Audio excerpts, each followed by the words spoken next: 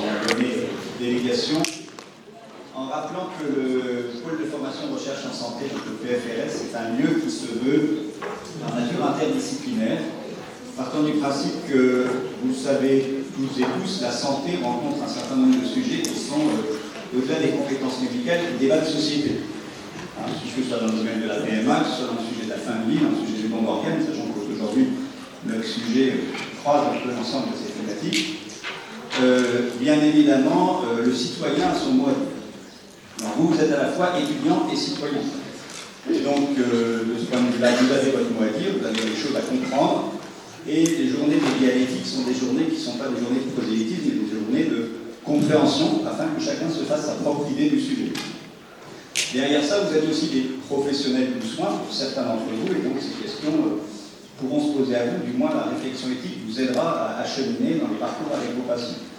Et puis on accueille, pour être dans l'interdisciplinarité, nos collègues de sciences humaines, donc philosophie en particulier, je salue notre courrier, des collègues de droit, je salue Fanny Rod ici présente, et aussi Jérôme Corman qui ne peut pas être présent. Pourquoi ces deux entités à nos côtés? Parce que vous doutez bien que les questions qu'on traite rejoignent des questions sur la nature de l'humain et sur la conception qu'on a de la dignité de la personne, sur des éléments de sociologie, les groupes sociaux, les comportements sociaux, sur des faits de croyance. Et donc tout ça nécessite l'éclairage à moindre des sciences humaines qui vont nous faire réfléchir. Alors aujourd'hui, il y a aussi des collègues de droit qui sont là parce que l'histoire nous montre, pour ceux qui me connaissent, que je suis un grand acteur de la constitution des premières lois juridiques et de leurs évolutions. La médecine a toujours exposé à la société ces interrogations avant que le législateur s'en empare pour nous poser les règles. Finalement, il faut que les règles soient collectives et aujourd'hui on n'a pas trouvé de meilleur moyen ou de moins pire, je ne sais pas ce qu'en dira Fanny, que de passer par le droit. Mais c'est vrai que la règle de droit sera la règle du vivre ensemble. Donc c'est important de se dire qu'on a besoin aussi de se regarder. Donc, dernier élément, c'est un volet aussi de travail universitaire, puisque notre but c'est de faire fonctionner vos esprits, de vous apprendre des choses, mais aussi que vous nous appreniez, parce que souvent on est surpris par les éléments de réflexion que vous nous apportez.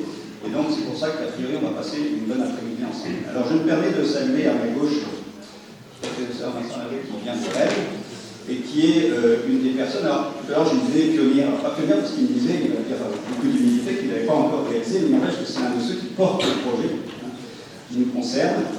Il y en a d'autres en France, mais en tout cas il fait partie de ceux qui vont porter cette dynamique-là. Vous savez qu'on ne peut pas faire d'éthique sans avoir les personnes référentes du domaine qui sont capables de nous dire comment ça se passe en pratique, éventuellement de nous corriger, et puis aussi, j'en suis convaincu, de nous dire quelles questions ça lui pose, parce que ça lui donnerait qu'en tant que professionnel, il ne se pose pas autant de questions que nous.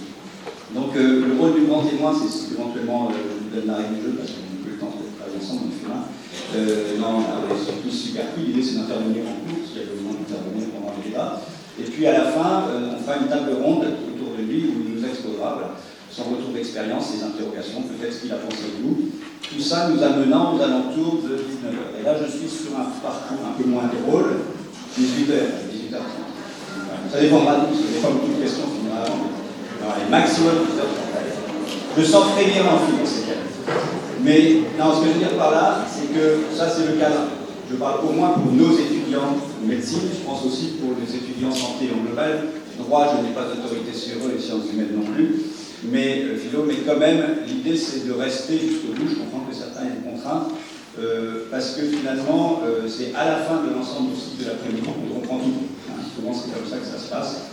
Et puis, je veux dire que pour respect pour notre invité, qui a quand même fait un peu de route, si à la fin on est devant un amphi, il y a 3 clampins, c'est pas très sympa. Comme a priori, il a l'air sympathique. Donc, en tout cas, Vincent, un grand merci d'être venu jusqu'à nous. Peut-être que tu peux rester là ou peut-être en bas avec nous, je ne sais pas, comme tu veux. On doit accueillir des étudiants, ça peut être bien, sans logement. Et donc, je voulais aussi, c'est mon dernier mot, remercier l'ensemble de vos enseignants encadrants, que ce soit en maïeutique, que ce soit en école d'infirmière, que ce soit en droit, je l'ai dit, que ce soit en médecine, que ce soit en philosophie. J'espère ne pas en avoir oublié. Et en éthique, donc toutes les équipes. Et puis, je vous demande quand même, parce que c'est important, je le dis souvent, Mylène Bourriot, ici présente, a le poste de coordinatrice de l'espace éthique, mais pour ceux qui la connaissent, c'est aussi une excellente enseignante et chercheuse. Et donc, c'est quelqu'un qui a l'habitude d'être dans la polyvalence totale, c'est-à-dire sur le fond intellectuel de choses et sur l'organisation des choses. Et c'est là, donc je voulais que vous la remerciez, parce que sans elle, je pense que cette journée n'aurait pas eu lieu. Et puis un petit remerciement.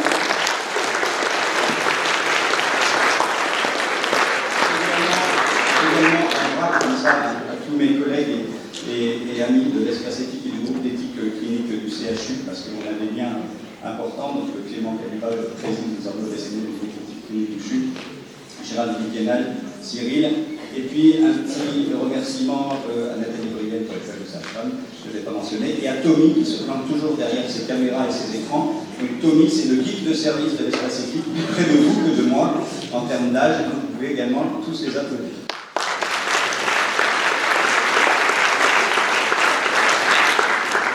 Donc, Mylène a tiré au sort l'ordre du passage.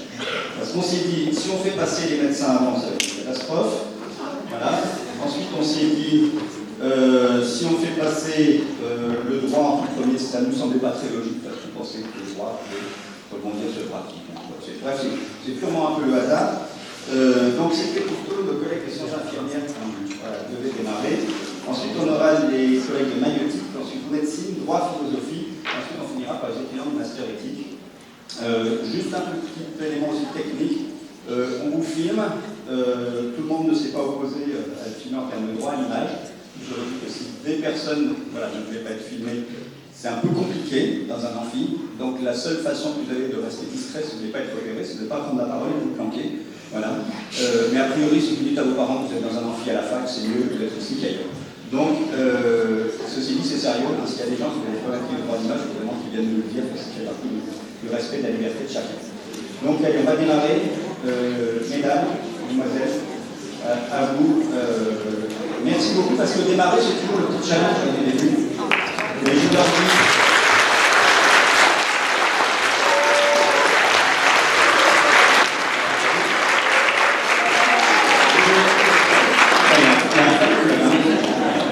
Mais je le dis aussi, nous aussi, nous avons été jeunes ici, et nous aussi, d'accord, on a fait ce type d'exercice.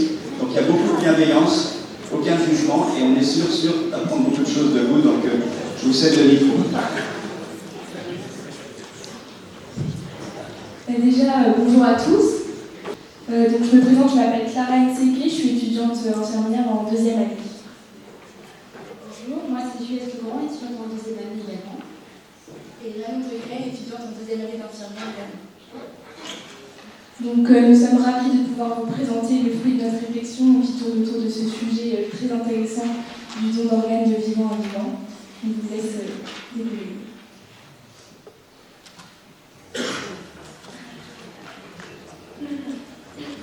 Pour analyser la situation, on est parti sur le principisme.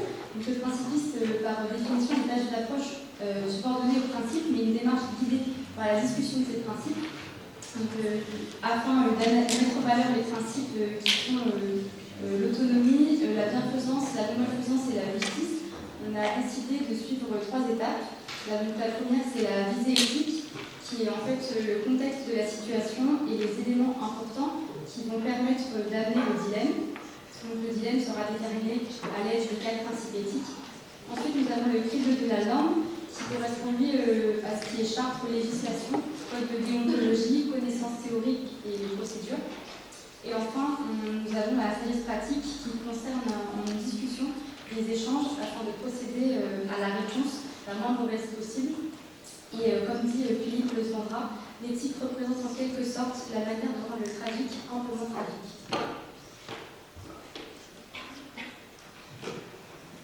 Donc, pour commencer avec la première partie concernant donc, la visée éthique, je vais vous présenter donc, le contexte de notre réflexion. Donc, nous avons choisi, gardé 4 protagonistes, à savoir donc, Lucie, qui a 24 ans, qui est atteinte du syndrome de Rokitansky et qui a été diagnostiquée à l'âge de 16 ans à la suite d'une consultation gynécologique pour aménorrhée. Elle a un désir de porter un enfant et est en couple depuis 4 ans avec Benjamin. Ils n'ont pas de difficulté dans leur sexualité grâce à son traitement de l'aplasie vaginale, qui est un traitement non chirurgical par dilatation instrumentale, pour retrouver une taille normale du vagin.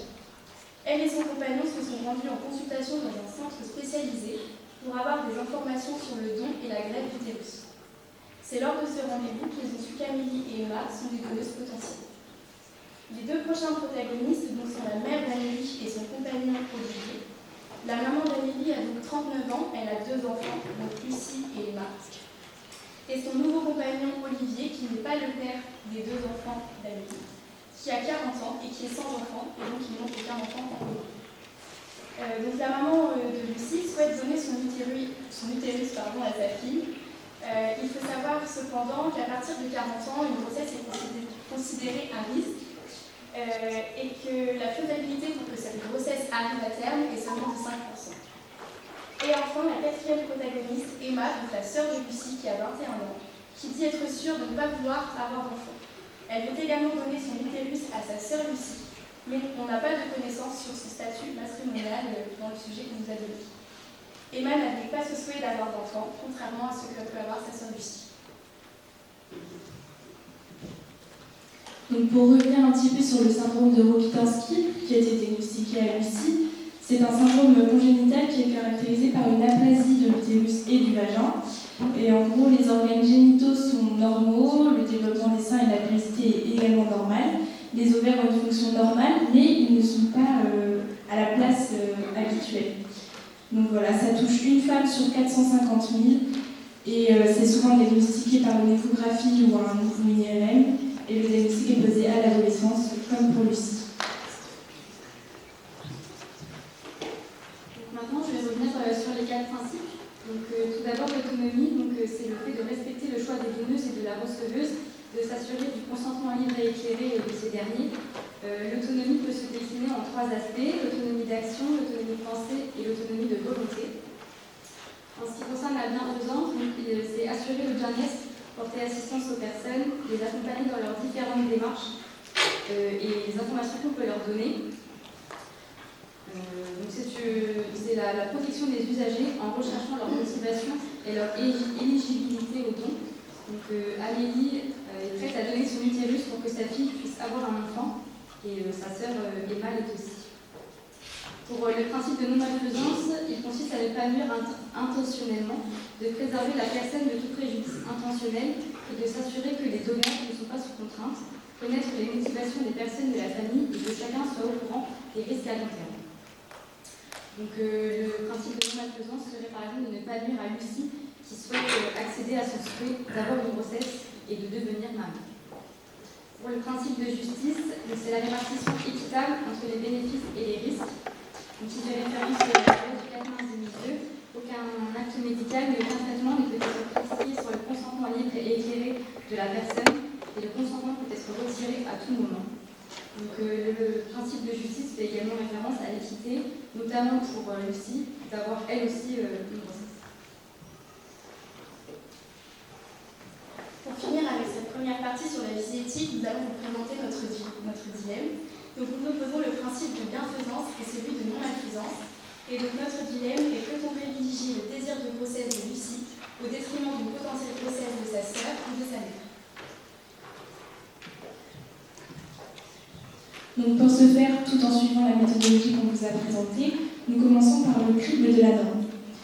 Donc premier article, nous avons choisi de vous montrer la loi Cavalier, qui stipule que le don d'organes entre vivants n'est possible qu'au terme d'une procédure qui est définie par la loi.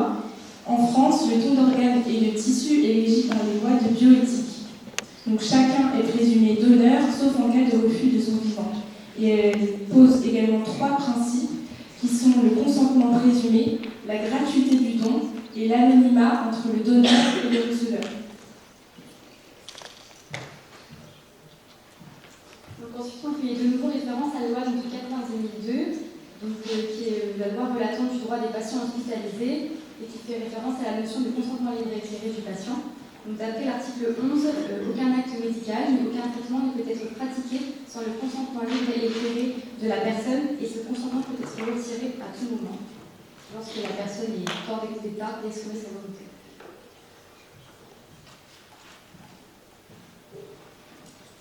Nous avons choisi après comme troisième loi la loi du 2 août 2021 et plus précisément l'article 1231-1 qui stipule que le donneur doit avoir la qualité de père ou mère du receveur. Elle stipule également que peuvent être autorisés à se traiter un prélèvement d'organes d'un receveur, son conjoint, ses frères ou sœurs, ses fils ou filles, ses grands-parents, ses oncles ou tantes, ses cousins germains et cousines germaines, ainsi que le conjoint de son père ou de sa mère. Le donneur peut également être toute personne apportant la preuve d'une vie commune d'au moins 2 ans avec le receveur, ainsi que toute personne pouvant apporter la preuve d'un lien affectif étroit et stable depuis au moins 2 ans avec le receveur.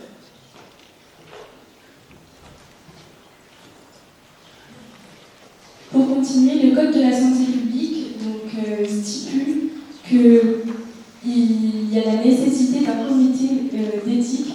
En fait, il y a la nécessité qu'un comité d'éthique se prononce quand il y a des décisions à prendre pour mesurer la balance bénéfice-risque.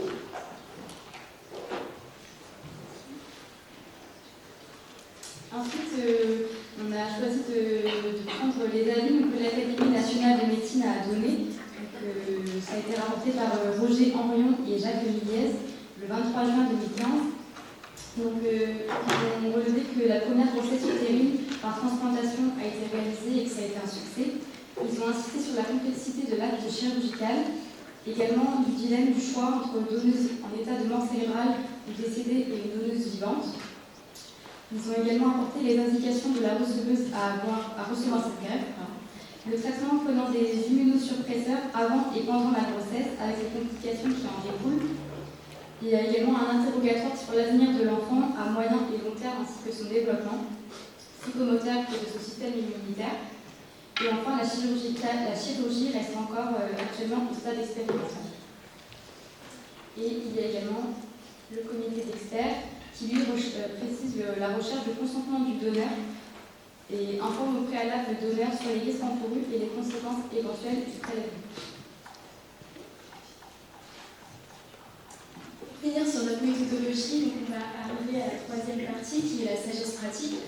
Pour ce faire, je vais donc vous présenter les bénéfices et les risques concernant le don d'utérus de la mère. Donc, concernant les bénéfices, on a tout d'abord de donner la capacité pour Emma et pour Lucie de pouvoir mener une grossesse. En effet, si c'est la maman qui donne son utérus, certes Lucie pourra avoir la grossesse qu'elle souhaite, mais cela permettrait aussi à sa sœur Emma, si elle change d'avis au cours de sa vie, de pouvoir elle aussi porter un enfant. Le bénéfice est également de renforcer les liens avec sa fille qui va recevoir son utérus. Cependant, il existe des risques. L'impossibilité d'avoir de nouvelles grossesses. En effet, même si le risque est présent pour une grossesse de plus de 40 ans, la grossesse est toujours possible. Donc après avoir fait don de son utérus, elle ne pourra plus. Le fait aussi qu'elle n'ait pas d'enfant commun avec son compagnon, qui peut être source de conflits conjugaux et qui peut être source de discorde.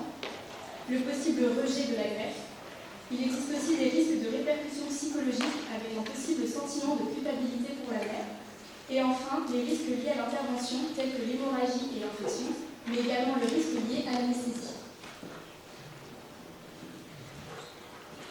Pour continuer ainsi, moi je vais parler du don de la sœur de Lucie. Donc pour les bénéfices, ça pourrait aussi renforcer les liens fraternels entre sa sœur et Lucie. Donner aussi l'opportunité à sa sœur de devenir mère. Donc il y a aussi l'idée de valorisation pour Emma de pouvoir aider sa sœur à devenir mère. Mais ça comporte aussi des risques, un peu les mêmes que pour la mère. Emma n'aurait plus la possibilité d'être enceinte à seulement 21 ans. Ça peut créer des discordes entre elle et sa sœur. Et il y aurait aussi la répercussion psychologique, la culpabilité d'avoir donné son utérus et de ne plus pouvoir revenir sur son choix. Tout comme la mère, il y a aussi les risques liés à l'intervention, hémorragie, infection. Et si encore une fois elle a envie un jour d'être mère, elle ne pourra plus. Sans compter qu'à l'heure actuelle, la sœur de Lucie n'a pas de conjoint. Et si un jour le conjoint souhaite avoir des enfants, on n'a plus la possibilité d'enfanter naturellement. Et moi, je vais vous parler donc, des bénéfices et des risques pour la receveuse de l'utérus Lucie. Donc, les bénéfices, c'est de lui permettre de mener une grossesse, donc, qui reste son désir d'enfant, la possibilité de renforcer son couple avec son compagnon, et enfin de rapprocher ses liens avec sa mère ou sa sœur en fonction de la donneuse. Au niveau des risques, donc, c'est une intervention exceptionnelle et importante avec de nombreux risques, tels que l'hémorragie, le rejet, la prématurité de l'enfant ou encore les effets indésirables des immunosuppresseurs. En risque, il y a également les répercussions psychologiques sur le donneur, sur le receveur. Pardon. Donc, il faut savoir également que la greffe d'utérus, elle n'est que temporaire. Et il y aura également un sentiment de redevabilité envers son donneur. Et cette greffe peut également être source de discorde pour la receveuse. En fonction des risques et des répercussions, donc l'ablation de l'utérus après la grossesse, donc l'utérus avorté n'est que temporaire, il y a un risque de rejet du greffon, la prise d'immunosurpresseurs impacte un risque infectieux et impacterait le système immunitaire de l'enfant, on n'en est pas sûr. La prématurité de la naissance de l'enfant. Pour conclure, cette déclaration montre l'intérêt premier du rôle soignant, celui de s'assurer de ne pas nuire au patient, d'agir dans l'intérêt de son bien-être. C'est un engagement fort auquel s'attache chaque professionnel du soin et pour garantir le bien-être des patients. Chaque prise en charge invite alors à porter une réflexion diversifiée qui prend en compte la complexité de l'être humain sur le plan psychologique et biologique, mais aussi sur le plan socio-juridique. La démarche et la réflexion éthique sont donc des outils indispensables pour les soignants afin de prendre la décision la plus adaptée possible à la situation. La démarche éthique est une démarche en collégialité qui implique plusieurs professionnels afin de considérer chaque individu dans sa globalité. Pour finir, l'ensemble du groupe pense qu'il serait plus adapté qu'Amélie Fasbon de son utérus à sa fille Lucie.